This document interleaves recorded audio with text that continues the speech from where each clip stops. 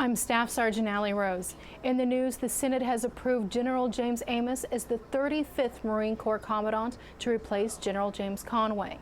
The vote makes General Amos the first career aviation officer to hold the top Marine post. He is slated to be sworn in on October 22nd. During his September 21st confirmation hearing, General Amos vowed to make winning the war in Afghanistan his top priority. The retroactive stop-loss special pay deadline has been extended to December 3rd.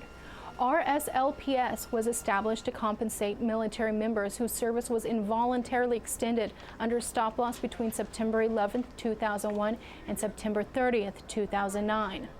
With the start of National Cybersecurity Month, the Pentagon is focusing on ways to defend against cyber attacks. In fact, the 24th Air Force Cyber Command officially stood up Friday, and Army Major General Rhett Hernandez assumed command of U.S. Army Cyber Command, also known as R-Cyber, Friday as well.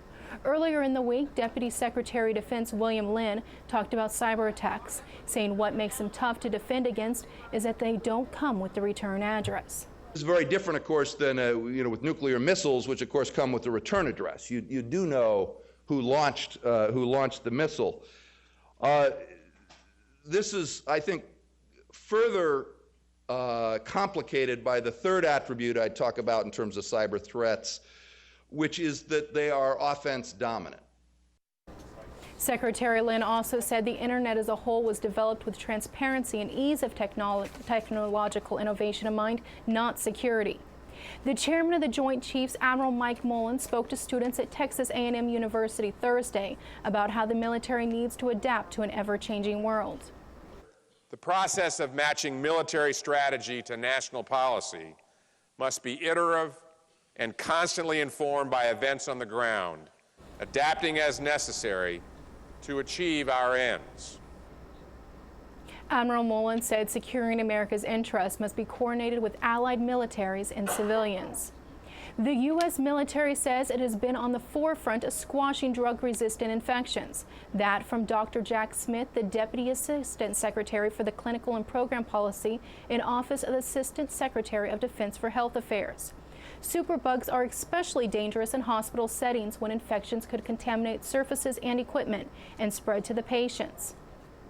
And for the latest military news, head to PentagonChannel.mil.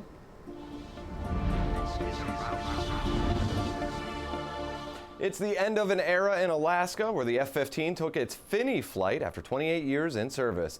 Airman First Class Armando Aparicio Jr. has the story.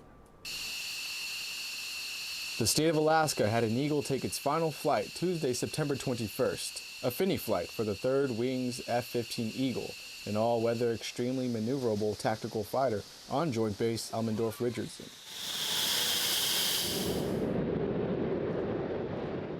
The $30 million jet, after 28 years in Alaska, did its part and will be missed for its attributes. The thing that Alaska's going to miss about F-15s up here is, the dependability, the reliability, the long legs, the ability to carry out most of the air superiority missions that the state of Alaska would need, and the country, along with NORAD with our Canadian friends. The majority of the F-15 Eagles would be moved to Barnes Air National Guard Base in Massachusetts, Portland Air National Guard Base in Oregon, and a few other guard bases in Florida. The jets are said to be staying actively flying and combat-coded with their new guard units. Airman First Class Armando Aparicio Jr., Joint Base Elmendorf-Richardson, Alaska. Coming up ahead on Around the Services, courage under fire. We'll profile a soldier who served 5 combat tours and left behind a legacy of bravery and honor. But first, we go downrange where smaller convoys are on the move to bring essential supplies to troops. We'll see them in action next.